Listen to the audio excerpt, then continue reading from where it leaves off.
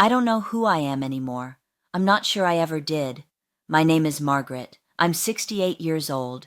For 30 years, I was a wife, a good wife, maybe even a perfect wife if you asked the people who knew us. I organized our home around my husband's needs. I learned to cook the foods he liked. I decorated the house in colors he preferred. I scheduled my days around his schedule. I became exactly what I thought a good wife should be. And somewhere in all that becoming, I disappeared. Richard died 2 years ago. Heart attack, sudden, no warning. One moment he was reading the newspaper at breakfast, complaining about politics. The next moment he was on the floor, and I was calling 911. He was gone before the ambulance arrived. At his funeral, person after person came up to me. They hugged me. They said kind things. They told me stories about Richard I'd never heard before. A woman I didn't recognize told me about the golf trips he took with his college friends every year. I didn't know he played golf. We'd been married for 30 years, and I didn't know my husband played golf. A man from his office talked about Richard's passion for vintage cars, how he could talk for hours about engines and restoration. I nodded politely. I'd never heard Richard mention cars, not once. His cousin mentioned the book club Richard had joined 5 years ago, how much he'd loved discussing novels. I stood there smiling, pretending I knew, pretending I'd been part of that life, but I hadn't. I didn't even know what books he'd been reading. I realized, standing there in my black dress accepting condolences from people who knew my husband better than I did, that I'd spent 30 years living with a stranger. Not because Richard was secretive, but because I'd never asked. I'd never really talked to him about anything that mattered. We talked about groceries, about bills, about what time he'd be home, about whether the gutters needed cleaning. We talked about logistics, maintenance, schedules. We never talked about dreams or fears or what kept him up at night. We never talked about who we were becoming or who we'd been before. I thought that was normal. I thought that was what marriage looked like after the honeymoon phase ended. Comfortable silence, efficient coexistence, parallel lives under the same roof. But it wasn't a marriage. It was a performance. And I was so busy being the perfect supporting actress that I forgot I was supposed to be a person too. It started small, the way these things do. When we first got married, I was 38. I'd lived alone for years. I had my own life, my own routines, my own interests. I took pottery classes on Tuesday nights. I had a book club with friends from work. I liked museums, independent films, long walks in the park with no destination. Richard wasn't interested in any of those things, and I told myself that was fine. We didn't have to like all the same things. But slowly, over months and years, I stopped doing them. Not because Richard asked me to. He never said, "Don't go to pottery class." He never told me to quit the book club, but he'd sigh when I mentioned it. He'd look disappointed when I had plans that didn't include him. He'd ask what time I'd be home, in a tone that made it clear he'd rather I didn't go at all. So I stopped going. I told myself it was a choice. I told myself I was choosing my marriage, choosing us. But really, I was choosing to make myself smaller so he could stay exactly the same size. The pottery class was first. I missed one Tuesday because Richard wanted to have dinner with his boss. Then I missed another because Richard had a cold and wanted me home. After a few weeks, I just stopped signing up. My friend Julie from the class called a few times, asked if I was coming back. I said I was too busy. She stopped calling after that. The book club lasted a little longer, but Richard didn't like when I stayed out late. He didn't like eating dinner alone, so I started leaving early, missing the best parts of the discussion. Eventually, I stopped going altogether. Those friendships faded too. Women I'd known for years became acquaintances, then strangers. One by one, I gave up the things that were mine, and I told myself it was what you did in marriage.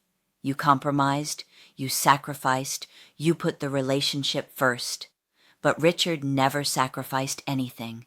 He still played golf, apparently. He still had his book club. He still had his friends, his hobbies, his life outside our house. He just never mentioned them to me, and I never asked, because I was too busy making sure his life ran smoothly. I planned every meal around his preferences. Pot roast on Sundays because he liked it. No fish because he didn't. Green beans, never asparagus. Potatoes, never rice. I learned his tastes so well, I forgot I had my own. I decorated our house in earth tones because he said bright colors gave him headaches. I bought furniture that was practical, comfortable, masculine. Nothing delicate, nothing that felt like me. I look around this house now, and I don't recognize anything. It's like living in a hotel. Clean, functional, impersonal. I even changed how I dressed. Nothing too bright, nothing too attention-getting. Richard liked me to look put together but not flashy, conservative but not frumpy. I curated my entire wardrobe around what he'd approve of. I still do it now, 2 years after his death. I stand in my closet and think, would Richard like this?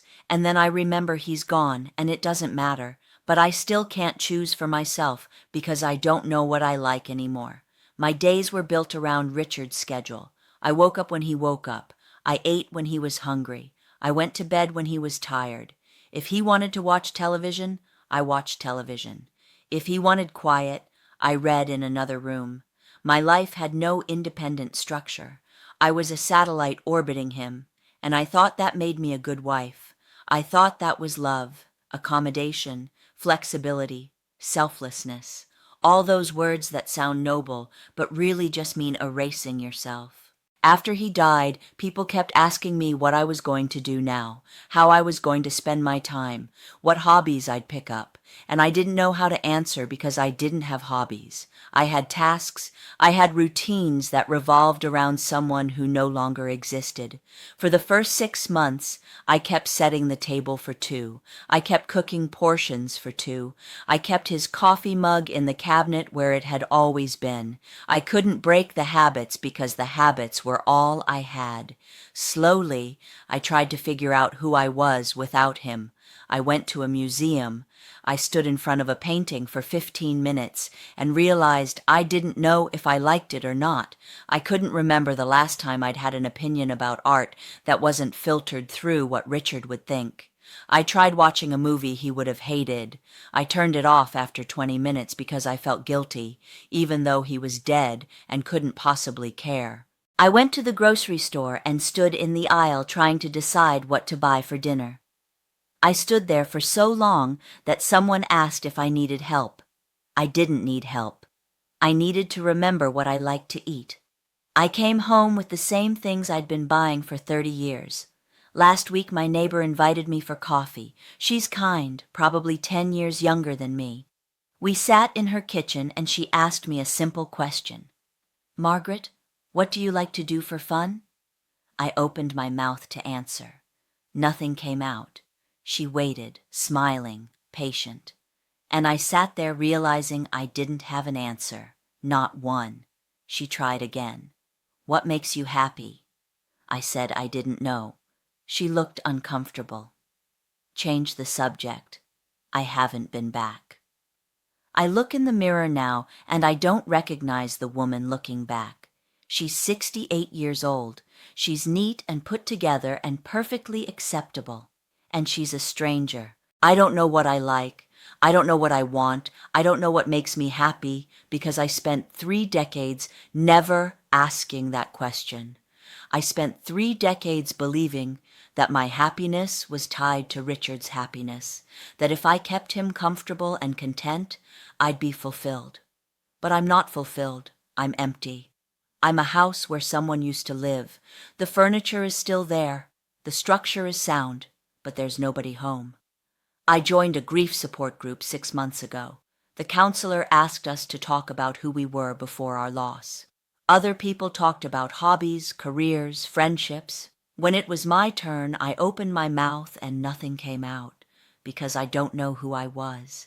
I'd been Richard's wife for so long that I'd forgotten I was supposed to be Margaret too. The counselor suggested I try new things, reconnect with old interests. I told her I would. but I don't know what old interests I'm supposed to reconnect with. The pottery classes ended 25 years ago. The book club dissolved. The friends moved on. I can't go back to who I was at 38 because that person doesn't exist anymore, and I don't know how to become someone new at 68. Sometimes I imagine what I would tell my younger self, the 38-year-old woman about to get married, so eager to be a good wife. I'd tell her to keep one thing, just one thing that's hers, one hobby, one friendship, one night a week that belongs to her and nobody else, one small space where she doesn't disappear. But I didn't keep anything. I gave it all away, and I thought that was love. I thought that was what you were supposed to do. I see young women now, newly married, and I want to tell them, don't do what I did. Don't make yourself smaller. Don't erase your preferences, your interests, your opinions. Don't build your entire existence around another person, because one day that person will be gone and you'll be left with nothing but a stranger in the mirror. You can love someone completely without disappearing. You can be a good partner without ceasing to be yourself. Marriage is supposed to be two whole people choosing to share their lives, not one person absorbing into another until there's only one life left. I wish I'd known that. I wish I'd kept something of myself. Anything. A hobby I refused to give up. A friendship I insisted on maintaining. A preference I wouldn't compromise. Just one small piece of Margaret that stayed intact. But I didn't. And now I'm 68 years old, and I don't know who I am. I know who I was supposed to be. The perfect wife, the accommodating partner, the woman who never complained or demanded or insisted on her own needs. I was so good at being that woman, and it cost me everything. I spent 30 years being the perfect wife, and I lost myself completely.